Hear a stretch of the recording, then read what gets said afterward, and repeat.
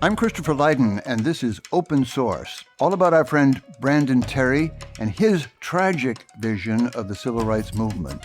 Shattered Dreams, Infinite Hope is your title, Brandon Terry. For something more than a book, it's a map of our minds and our memories, a catalog of our judgments and feelings around an epic era in American history, and it's not quite over. I take it as a response, finally, to the charge leveled by the great W.E.B. Du Bois that the real plot of the civil rights story got lost or suppressed long ago. And I take you as a sort of meta-historian telling the story of how the story gets told and revised and retold. Brandon Terry, welcome back to Open Source, and thank you for this monumental book. Let's get to the heart of it, which seems to me was your choice to put civil rights history into that tragic framework, not least because you believe tragedy is more hopeful than the alternative romantic telling of the story. Tragedy, I hear you arguing through this book, is not pessimistic. It is the alternative to pessimism, looking forward. But let's note at the outset, we're talking already about literary forms, tragedy as an alternative to romance. These are storytellers' categories, and you're saying, what's the beginning? What's the end? What's the flavor of this history? What is the plot in it, as Du Bois said? And what is the context of this story in 2025? You say the context is a collapse all around us of the thinking that got us here. But start where you will, especially on this matter of your literary ambitions and the dimensions of the whole. Well, first off, Chris, let me just say thank you for having me here. Pleasure. As you know, I've been working on this book a very long time. And one of the most difficult questions to work through was precisely where you're starting, is this question of literary form. I grew up in the Baltimore area and was exposed to a lot of Black nationalist thinking very early on. I was enamored with people like Malcolm X. I read a lot of stuff, even at an early age, from the Black Panthers or other kind of nationalist texts. And I was growing up in the midst of a Black nationalist revival. It was the era of the Million Man March.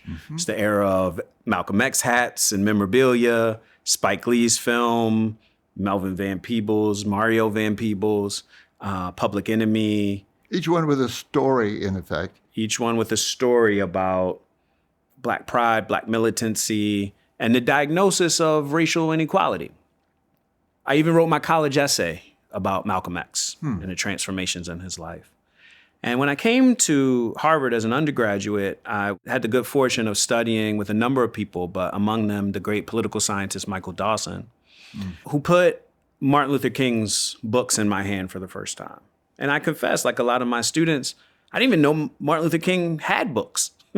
You know the speeches, I have a dream, really, but we didn't know. And so I'm reading these books and I'm just utterly transformed by the arguments in the text, the exposure to a whole different person than I had learned about from the stories I'd received in grade school and the indictments that were on offer from the people I took to be the most militant or radical voices of my time.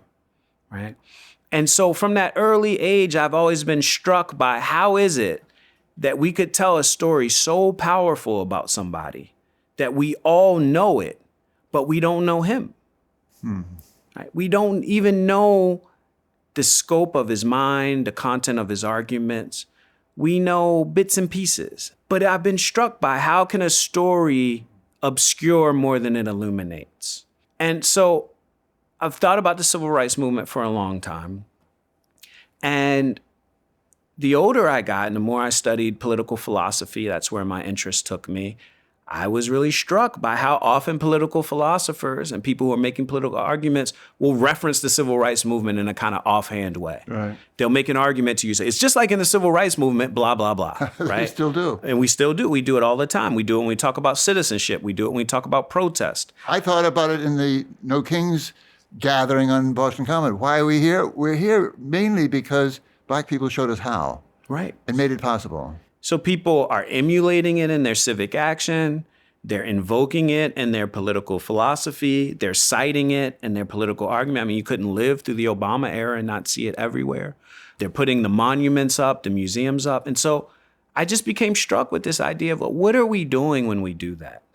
What does it mean to treat something, some historical event, as an example, right? As something exemplary that we constantly return to as a touchstone for our judgment. And the more I thought about that, the more I came to see that whenever we talk about history, we're talking about stories. History writing is narrative. Narratives are stories with plots. They make judgments about where does the story begin? Where does it end? Who are its cast of characters? That's a huge question and so important. Can I just say, I've been thinking exactly that thought. Obviously, the civil rights movement, and not the slightest disrespect to the great Rosa Parks, but it didn't begin on a bus in Montgomery. That was a choice of somebody at some point to call it the beginning. And similarly, it didn't end with the death of assassination Dr. King or with the passage of the Voting Rights Act or anything else. It's a choice that we're making about how to tell these stories. When we make a judgment about where to begin the story, that's a judgment that entails not just the kind of innocent, just the facts getting reported. It's a thick judgment. It's about politics. Right. It's about historical interpretation. It's about social analysis and social theory. It's often about aesthetics. Meaning? Think about what counts as a good story to most of us. Many of us will think about how it makes us feel. Exactly. Right? And so when I say aesthetics, I'm talking about a sensibility, a sense that this is beautiful. This is sublime. Interesting. This is horrifying. Those are parts of stories too. And part of what gives a story its force are those aesthetic qualities. So I became really interested in the ways that historical storytelling, historical narrative overlaps with literary forms like romance, like the epic, like irony, like tragedy. You're very good in the book and in real life, Brandon, about pointing to the gigantic scale of this story, the length of it, the penetration of it, the breadth of it. And you've compared it, is it a war? Is it a discovery of a continent? And it struck me, it's on the scale somehow of something as big and complex as, imagine, Napoleon invading Russia. And suddenly it sort of dawned on me that this is a story waiting for its Tolstoy, waiting for a narrative genius to say, I'll tell you this story. It's going to take me 1,000 pages. It'll be a long night of conversation. We won't reduce it, but we'll somehow get the scale of it. We'll somehow get the feel of it. Did that ever occur to you that how do I get my arms around a story this big? Historians have long been putting pressure on the conventional story that we tell of the civil rights movement, what I call a romantic story, right? The idea that it starts in 1954 with the Brown versus Board of Education decision sending the signal that American ideals must now come to realization, and 1955 with the Montgomery bus boycott. And this kind of morality play where good triumphs over evil, a new nation is brought into being, a new kind of unity is brought into being, a new consensus that's built out of the deepest values that were always already there in the American project, especially in our constitutional order and the Declaration of Independence. And that story culminates in this transcendent victories, whether they're the 1964 Civil Rights Act, 1965 Voting Rights Act. Even the death of King under the romantic story becomes a way of consolidating, just like the hero's journey where the hero dies at the end, but the goal is received, Right. the damsel is rescued, the nation is saved by the sacrifice of its hero. There's no doubt that King has become like a kind of Moses figure for many Americans, or a Christ figure for many Americans who died for our original sin. Those romantic notes have been put under pressure by historians who just are asking some powerful but straightforward questions. Well, where did Rosa Parks come from? What organizing was she involved in before this? Where did the tactic of the sit-in come from? How did the idea of nonviolence become one that gained power among a small counterculture of Black Christians? How did the Supreme Court feel pressure to make a decision that they hadn't made prior to 1954 in favor of integration? Well, once you start asking those questions, it unravels the neat narrative, and you have, as your kind of Tolstoy reference suggests, you have a sprawling story of all of these strands that go into the assault on the racial order of 20th century America. And that story is so interwoven. And again, I'm not a historian, I'm a philosopher. I only point that out to say that I'm interested in these stories, but I'm interested in the philosophical underpinnings of the stories. Like, what warrants a certain type of story rather than another? What happens to a society that's been telling itself one story for a really long time and built a whole edifice of politics, of philosophical speculation, of certain concepts like civil disobedience? What happens to a society when that story no longer holds force or has authority? Those are kinds of questions I'm posing in the book because I think I'm seeing it all around. And does that license pessimism, or is it time for a different kind of story? Do we have other resources at our disposal? I'm glad you identify yourself as a philosopher. It comes through in the book. You're also a kind of literary critic. You're an editor, turning back the manuscript and saying, no, you haven't quite got there yet. There are other aspects to it. You've introduced the idea of the story as romantic in some fashion, a romance. But let's introduce all three flavors that you're playing Sure. with throughout this book. There's the romantic, which is not just the happy ending. It's not Right. a love story exactly, but it is the Pilgrim's Progress. The second alternative is the ironic, which comes out of the contradictions in the story. Holy mackerel, it didn't end there. It's still with us, etc. And the third is the tragic. Of course, the great stories are full of all three, but take them one by one, sort of the origins of that romantic story, and then the heyday of, we may still be in it, of the critical, ironic view, all that but, and then your resolution to see it as tragedy, what that means. It doesn't just mean, oh, it's a sad story. Right, right. So, as I said, the romantic narrative is one of the most familiar story forms in our culture. It's about unity in the process of becoming. If you think about a romance novel, it's about a couple coming together. Richard Rorty, the great philosopher, would write about a national romance, the idea of a nation coming together around a certain kind of, certain kind of exclusive union. It's very important. It's why people who narrate in a romantic way are often hostile to other forms of allegiance that seem to get in the way of the union they really want to dramatize coming into being. They're often very hostile to quote unquote identity politics or something like that. And it layers that passion for union and a story about a unity in the process of becoming with moral significance. That in following the story, we're following the triumph of good over evil. When you hear politicians say, this is not who we are, right? This is not who America really is. Interesting. What Americans are united by is stronger than what divides us. That despite all the conflict and chaos around you, despite the self-evident evil in your face, underneath that, there's something moving toward victory, the victory of the good. The moral arc of the universe is long, but it bends toward justice. That might almost be the slogan of the romantic version. That's right.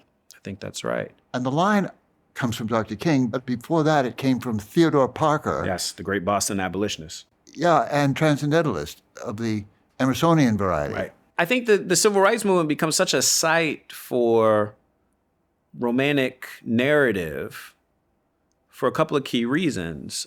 One, many of its practitioners, many of its chroniclers could not help but see the deep romantic biblical symbolism in the movement. King, Exodus, King as a Moses figure. Yeah. He gets to the mountain, but he cannot cross over into the promised land. He dies outside of the promised land of integration. King is a Christ figure who dies for our original sins. The inheritors are Joshua. And Obama very famously describes himself as the Identifying leader of the Joshua generation. Yep. You know, that romantic narrative bleeds into our contemporary politics in a really powerful way. It helps you wrestle with the fact of evil in the world. It says the evil in front of you will be defeated. It's transient in the way that the good is not. We know we have right on our side. We have history on our side. And if we could just reconcile ourselves to the underlying logic, the underlying reason, and keep faith with the nation or the project of something like contemporary liberalism, then we will be rewarded in the long run. The worst thing we could do is lose faith. I mean, these are the kind of things romantic narrative in history leads to, and a political philosophy that's wedded to it. Take us from the problems of the romantic flavor here to the second point on your map, the ironic view, and how it turns very bitter, and it's still with us. So, as Black nationalists were the first to point out, the story of integration has some people who are left behind, the people who are languishing in America's ghettos, suffering from deeper and deeper poverty, mass incarceration, highest rates of violence, probably since the 19th century, and are not able to take advantage of the opportunities opened up by desegregation and the modest experiment and integration this country achieved. How does that affect the story of the civil rights movement long term? How does that affect the story of it being a victory of union when so many people are left behind? When you're telling a story about the triumph of good over evil, the ironist points out, well, for all the victories of the civil rights struggle, not only were these people left behind in the ghettos, but there was a fair amount of marginalization and discrimination within the movement. So you had a march on Washington where women weren't allowed to speak. You had very prominent forms of homophobia. The activists who started the Montgomery bus boycott, Joanne Robinson, Rosa Parks, these were women who cut their teeth organizing against sexual assault and sexual violence. These are people who cut their teeth organizing against the sexual violence and assault and harassment visited upon African-American women, deeply related to the busing system and the types of jobs that African-American women had in the Jim Crow South and even in the urban North. Very few people treat those questions as a central concern of the civil rights movement. How did they get marginalized? How did they get overlooked? Right? So the story about triumph becomes more complicated. The story about union becomes more complicated. And when you're looking out at that landscape of stubborn racial inequality, these forms of marginalization and injustice that Black Lives Matter reacted against so insistently, well, that complicated story starts to license a kind of pessimism, right? Where people look around and say, all right, the more things change, the more they stay the same. And that's the irony. So the ironist draws their rhetorical power, their analytical power, their political insight from pointing out how things that appear on the surface to be progress are revealed in another instance to be deepening injustice or attaching us to a kind of foolish hope or foolish optimism. Right. Is Malcolm, in effect, the spearhead of the ironic view? I think he's an indispensable figure for articulating it. Malcolm is pessimistic about white society for most of his career. He's pessimistic about whether white Americans, white Europeans can divest themselves of racist ideology and change the structures of their society such that a multiracial democracy where Black people could truly flourish with their own cultural distinctiveness would ever be possible. He's skeptical of that for most of his career, but he's never skeptical of the possibilities of Black people for their own cultural agency and for their own political agency.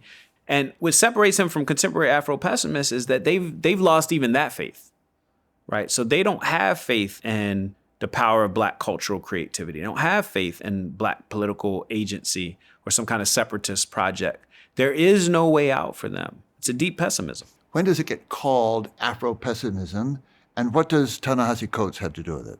migrates in part through the work of Frank Wilderson, who was a Black activist who lived in South Africa during the apartheid struggle and has become a really prominent intellectual, won the National Book Award, who has reappropriated the term to kind of flesh out a much broader philosophical view about the fate of so-called Black people in a world that is fundamentally anti-Black at its core. You know, Coates is not exactly in this camp and it's most philosophically fleshed out, but there are family affinities, especially in his early work. I think his much later work is very different. But the early work was, I think, an argument about the deep permanence of Black subordination in the United States and racial oppression in the United States, the vast social, political, economic, and psychic scale of anti-Blackness in a society like this one, and a very chastened view about not only what would be possible to change that circumstance, probably nothing, but about what your obligation was in the face of that injustice.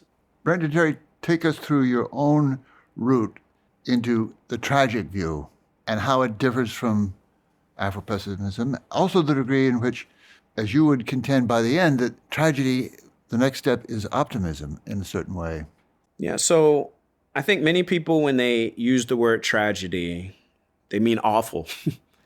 This is, you know, it's a plane crash. It's plane crash was a great tragedy. The Red Sox didn't make. Yeah, it was a very tragic season. I don't mean that. I'm instead inspired by, you know, I mean, many books have been written about the extraordinary relationship between philosophers and the concept of tragedy. I think it's one of the most generative art forms for people who think philosophically to weigh in about all manner of things, politics, ethics, aesthetics, the meaning of life. You know, I'm wearing my King Lear sweatshirt as a little tribute to the tragic view. I appreciate it. And Shakespeare, of course, a master of tragedy. Those plays, Antigone, Oedipus, Shakespeare's tragedies, that these become sites of reflections for philosophers.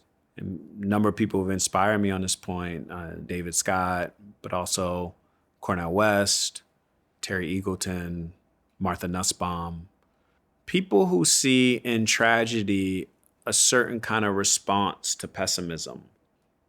Not exactly in the flavor that Nietzsche did, but in the sense that you want a way of approaching life, a way of interpreting life that they argue, and I agree, that tragic theater or tragic drama, tragic literature insist upon, which is that you stare clear-eyed in the face of human suffering, death, defeat, fragility, and you come away with certain insights about the kind of beings we are. And not in isolation, not in individual terms, but the kind of beings we are that live together in society. Like part of the tragedy is other people. So what do I mean by all of that? I mean that our society, I think, is fundamentally, and all human societies are fundamentally shot through with serious conflict. That there'll be many things that, even if we all agreed they were good, we couldn't achieve all the goods at the same time in our particular contingent circumstances. But even deeper than that, we're often not going to agree about what's good. We're often not going to agree about what's right. And those debates will also reflect our sense of priorities. I was teaching today, and we were doing a unit on integrationism. And you think about the busing crisis here in Boston. Yep. What could feel more self-evidently like the good to a parent than saying, I want to have control over where my child goes to school? But how that actually plays out in a society is shot through with the history of racial injustice and the present of racial discrimination as this one turned into a war, right? I'm talking about one feature of tragedy, which is that kind of serious conflict, a conflict that can't be easily reconciled, that it's not obvious even now how to respond to the busing crisis in a way that would make everyone feel like their fullest interest and their fullest conception of the good, their entire claim to justice had been resolved, right? That's a tragic situation. And life presents us with many of those. So that's one piece of it, the serious conflict. Another is the fact that defeat and death are a constitutive part of our lives and our politics, that there are good things in the world that get defeated for bad reasons, that the moral arc of the universe for me does not always bend toward justice. Interesting. When you're talking about death and defeat, there's a way in which romantic stories paper over the scale of loss. Things get conscripted into a sacrifice, right? My success becomes my ancestors' wildest dreams instead of, well, you know, and Ta-Nehisi Coates is very good on this. It's like, no, your ancestors didn't ask for their entire lives to be ruined. For your glory. For my glory. My grandfather went through hell in South Carolina. I mean, just hell. Whatever book award I win doesn't make that better. Doesn't meet the challenge of what was done to him. So really understanding what are the losses that go into social transformation and thinking about all of the ideas and strategies and programs that along the way were defeated, and not writing them off because they were lost in their own time, but doing the painstaking work of history to recover them as a new site of judgment. So kind of put this more concretely. When you look at something like the Poor People's Campaign that King launches toward the end of his life to really raise the question of entrenched poverty across a wide range of social categories and to pursue an anti-poverty program with militant mass civil disobedience. By every strategic measure, that's a failure. And he's assassinated before it can get off the ground, turns into a disaster strategically. There's a question about what should we think about that? Is it not really part of the civil rights movement because it happened in 1968? Is it a failure, full stop, something we shouldn't really think much about? Or is it something that if we inhabit its space and try to understand it, it might be a vantage point from which to reopen certain questions of our present about the nature of civil disobedience, about the problem of economic inequality, about our judgments regarding the justice of this society. And when we have that reopening of the present through the recovery of the past, I think that's another lesson that tragedy teaches. Like when you're in the audience and you're seeing all the ways that it could have been different, the roads that weren't taken, that affects your judgment of what happens next. Yes. It informs who you are as a citizen when you leave the space, when you leave the theater. That's what the right kind of tragic history does for you by lingering over the significance of defeats. And the greatest work of all in the Black tradition on this is Du Bois's Black Reconstruction. That's why I constantly return to it. Sounds so right. Let me just say, as you speak, Brendan Terry, I keep coming back to the thought, and it took me a couple of readings to get it, but that what this book about is really how do we tell this story? It is a literary question, but even how would we cast the movie? What people would you want to give bigger parts? For example, A. Philip Randolph is a great darling in your telling of the story. The forgotten mainspring who got the story himself among the railroad workers, but also was in on all the critical discussions. You want Walt Whitman in the story too, which fascinates me. You want the earlier storytellers of who America is. I just wonder, what were the hardest parts of this for you to cope with? What are the parts you were most proud of seeing? What were the parts that made you angry? What were the parts that made you weep? Yeah, that's a good question. So let me answer your question in two ways. One is, what are the hardest things to wrestle with? And the other is, what's the hardest thing to write? I think once you've lost faith, certain kind of romantic story, once you've abandoned that way of thinking, the cruelty of Jim Crow, the violence, the viciousness of it hits with a different intensity. And I would find myself just sort of stumbling over some of these just stories of people whose whole lives are extinguished or wrecked based on this absurd racial ideology, or for the profit of some minor figure in a southern town. The archival record is so full of these incidents. Hannah Arendt has this line where she says, "It is against human dignity to believe in progress." Part of what she means by that is that when we're telling a romantic story, we don't really allow ourselves to linger on the slaughter bench of history, whose lives are destroyed and dispatched and upended and wrecked by the ongoing machinery of Jim Crow, the cruelty of the American racial order. And these things can be of catastrophic, spectacular scale, like Emmett Till, or they can be quiet things. Like I interviewed Ruby Bridges about 2 years ago, and she talked about how the decision for her to integrate the school destroyed her parents' marriage. Wow. That they got divorced not long after because the pressure that it put them under was just too much. All of these stories like this that we don't know.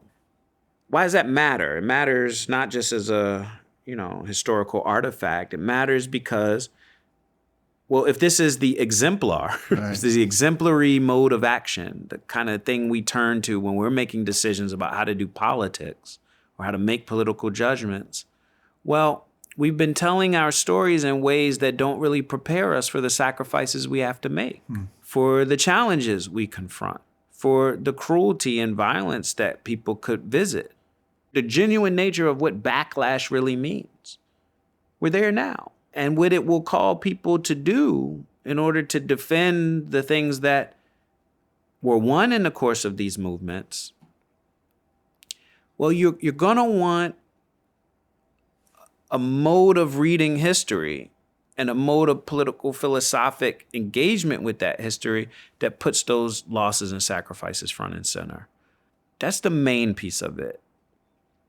One of the kind of most influential figures for the book is Hannah Arendt, so I'll quote her again here, is to learn to think without banisters, right? So the book, I think, will be odd to people because it's not a conventional history. It's a critical theory. It's a philosophical exploration of how we tell stories, what might matter in making judgments between the different modes of narrative that we have at our disposal, the political visions that are entailed therein, and what that means for a culture that's built a whole philosophical and political edifice upon one story that no longer has the authority it once did.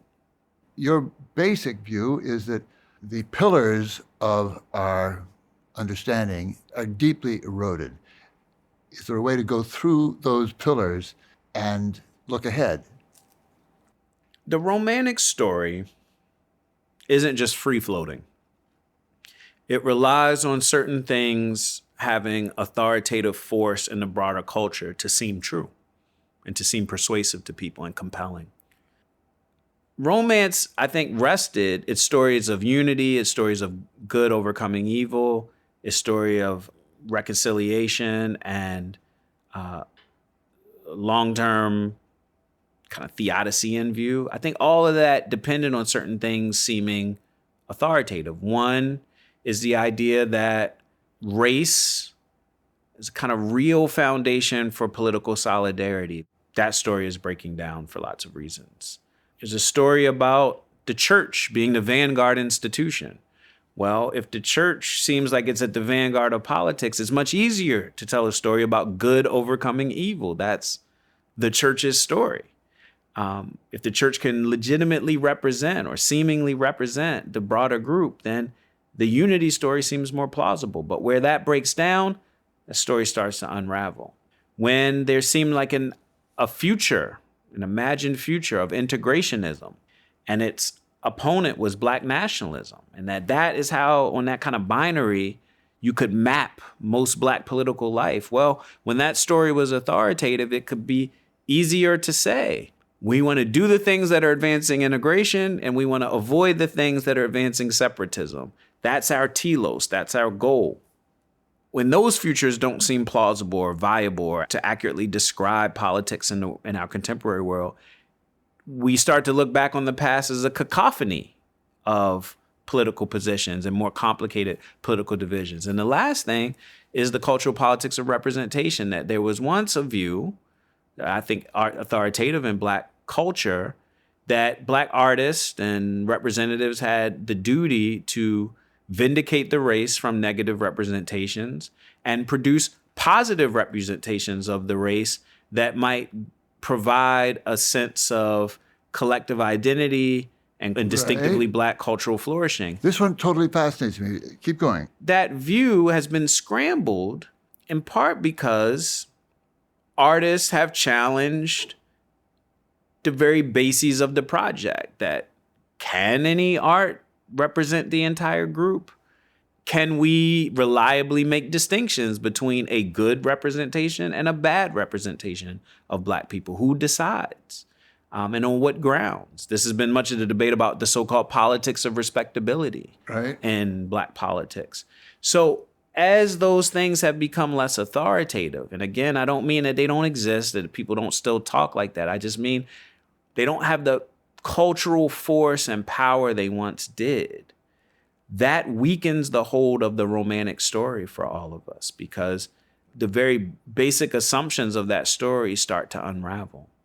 James Weldon Johnson, who wrote the great Negro anthem, which begins, "Lift every voice and sing." But he has a line in your book that I love. He says, and it's not just him, "The final measure of the greatness of all peoples is the amount and standard of their literature and art. No people that has produced great literature and art has ever been looked upon by the world as distinctly inferior, because they will have demonstrated the intellectual parity of their group." I would say that unquestionably, Black Americans did that in the realm of music. They made American music, blues music in a sense, world music, and it's an extraordinary accomplishment, and it's still with us. Why do you regard that pillar as eroded? I think you believe hip-hop is the story of the degeneration of that power.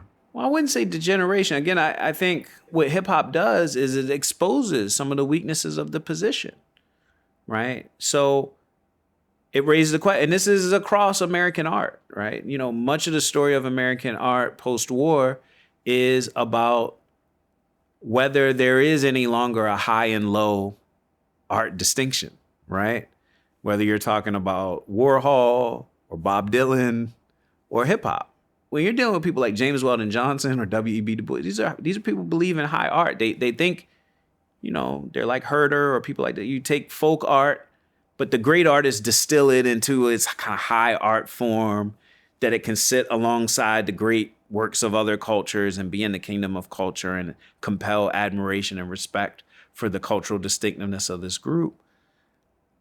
Post-war period destroys a lot of that. It destroys what counts as high and low. It destroys what counts necessarily as good and bad, right? For much of African American history, what these philosophies of art demanded was that people avoid depicting African Americans in any way that might be said to deepen stereotypes or that might be negative or inferiorizing depictions. Hip hop turns a lot of that on its head. It's not the first thing to do that, but it's by far the most globally impactful and successful. I can only imagine Du Bois or James Weldon Johnson seeing people who, you know, openly talk about their time selling drugs or committing crimes, or with the frankness of sexual expression that you see in so much hip hop. To me, it speaks to a collapse of the notion that artists are going to represent everybody, because hip hop reveals class divisions in Black political life. It reveals distinctions about religion and ethics. So it challenges that idea, and it scrambles the notion that we even know Right? If the whole project is we've got to promote positive images of the group, who knows what's positive after hip hop? Okay, It makes it much harder to nail that down. I don't want to fight about hip hop, and I'm not sure I'd go to fight on its behalf, but the grandeur of Black American music is still there. You're reminding me of a conversation I had with Harold Bloom about Emerson. He said, if God appeared in America in the 19th century, it was in the form of Ralph Waldo Emerson. And I said, who was it in the 20th century? And he said, oh, that's easy, Charlie Parker. I said, no. Sort of right church, wrong pew. It was Duke Ellington. Duke Ellington. That's what I thought he was going to say. Who modeled this group identity on the Concord community. That's a longer story. But the point is simply, when you're talking about great American cultural achievement, you still come back to Black music. Yeah, I don't think we're disagreeing on this point. It's not about the greatness of art. It's about, what I'm really interested in is a political philosophy of art. Okay? So what is Black politics debating when it debates art? That's what I'm interested in. Artists are going to produce art, and they're going to do things in ways that subvert almost any attempt to contain them. That becomes part of the problem for Black politics' relationship to art, is that the artists don't obey what the political philosophers and the political leaders want done, because they're artists. You give them a prohibition, they're going to transgress it, at least in this society. The African American tradition is quite odd in like how much it spends time on, this is your duty as a Black artist. You are obligated to produce certain kind of work, say certain kinds of things, refrain from doing certain kinds of things, put forth certain types of images. That was once authoritative. One of the earliest things the NAACP, the most important civil rights organization, ever did, one of the first things they ever did, and the first things they were committed to as a major project, was to try to ban a movie, Birth of a Nation. So before they were suing on behalf of school integration, they were trying to ban a movie because they're worried about the way that art might inferiorize Black people, the way that art might affect the civic standing of Black people. So before the modern school desegregation cases, they're doing that. That debate just looks utterly different now in the year 2025 than it did in 1925. And it should. It's people working out the weaknesses of those positions, responding to different transformations in politics, economics, and culture. And the idea that the principal job of the Black artist is to vindicate the race or to produce a collective identity for everyone in the group to share, I just don't see how any plausible reading of where we are suggests that that view has anywhere near the hold that it did in the late 60s or the late 40s or the early 20s. Well, we'll find a way to bring it back. I want to come back before we're done to one of the foundational voices in your book is W.E.B. Du Bois. His goal, as you quote it in the book, was to establish the truth on which to build right. Among other things, to inoculate history against ideology, to find a usable past to believe in a different future. Speak about the work ahead for readers of your magnificent book. So I take a lot of inspiration from Du Bois. The part you're referencing there is a lot about his magnum opus book, Black Reconstruction. So I take a lot of inspiration from that and try to draw out where scholars of the civil rights movement have done similar things. I try to do some readings of my own toward that end. Readings of Du Bois, readings of A. Philip Randolph, readings of Ella Baker, readings of Dr. King. In part because I think that's what we need for our present. We need to learn to think without banisters. We need to expand our imagination of what's possible. We need to challenge much of what we thought were unalloyed victories and see their paradoxes and limits so that we can do better. And we can't afford to be too precious about these things. We're talking about the war around DEI. Sure, yes. Okay. So there's a way in which you could be defensive about the status quo of a civil rights era program, right? And not really take seriously that, well, it has all sorts of weaknesses, and that's partly why it fell, right? We've lost the vocabulary to even describe what's happening right in front of us because we've become so precious about things that have been quick fixes that we're not really nourishing ourselves on a broader tradition of thought that brought us here.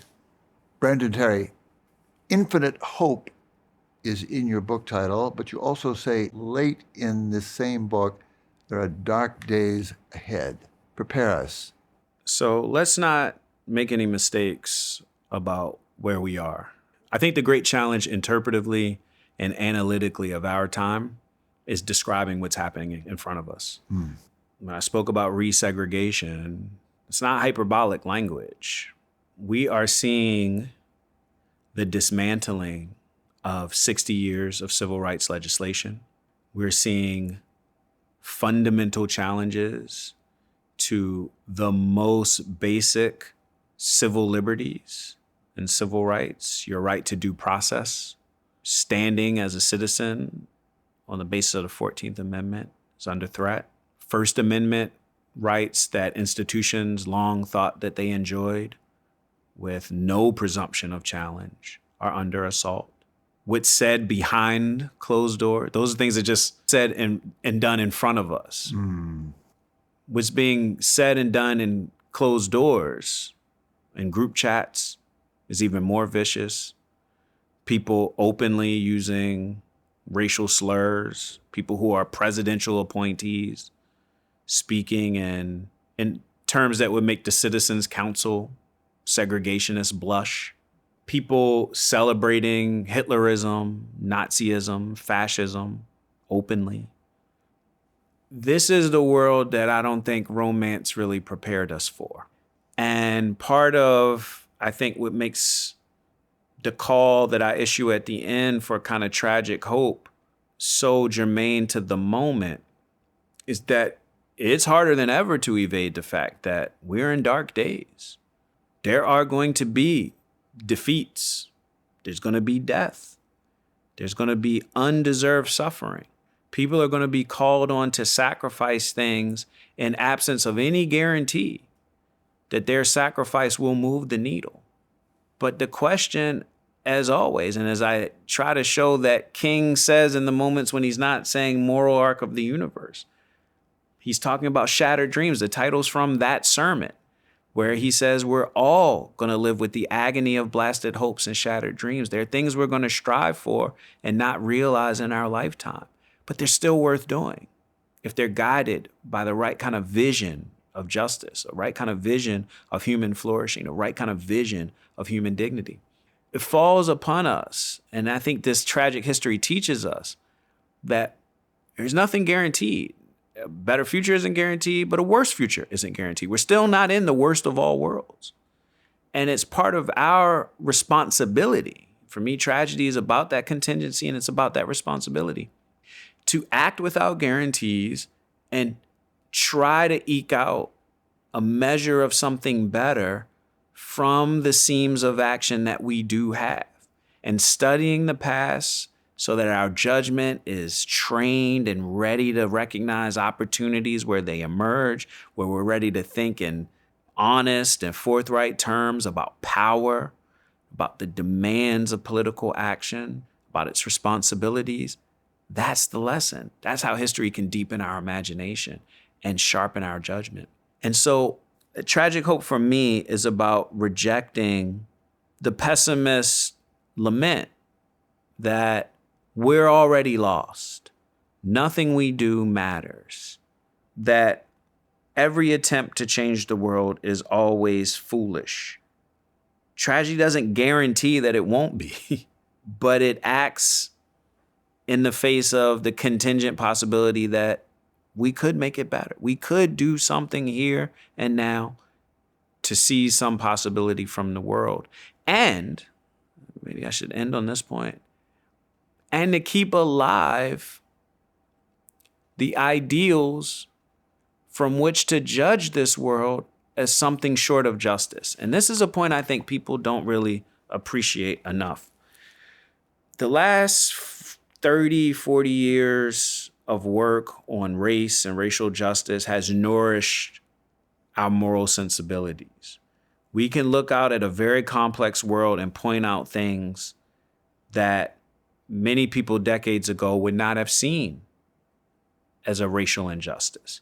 We know so much more about public health and the determinants of people's health outcomes. We know so much more about wealth gaps.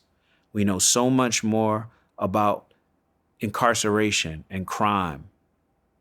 The idea that we would know these things naturally, that they're just glaringly obvious to everyone, even the people suffering these injustices, that's silly. It was painstaking intellectual and political and cultural work to get people to know these things about the society.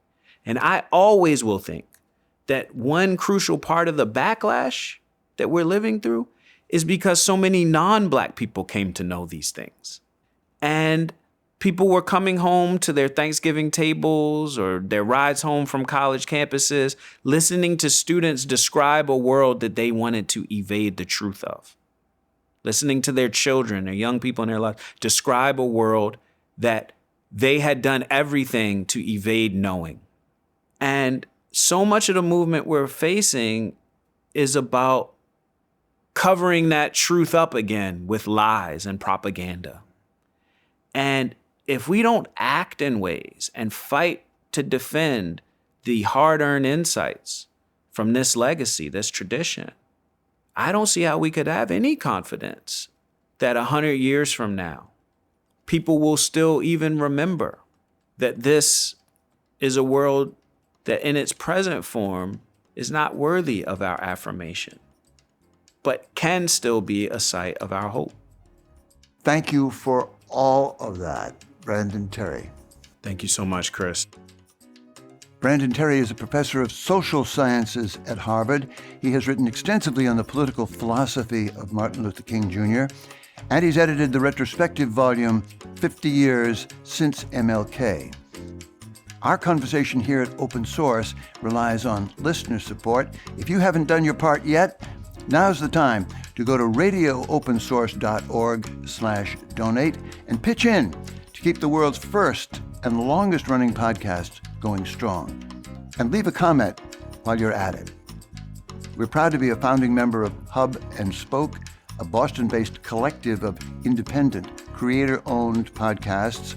Our shows range from history to technology to politics to art. We come together around the principle that independent voices and independently funded media are more important now than ever.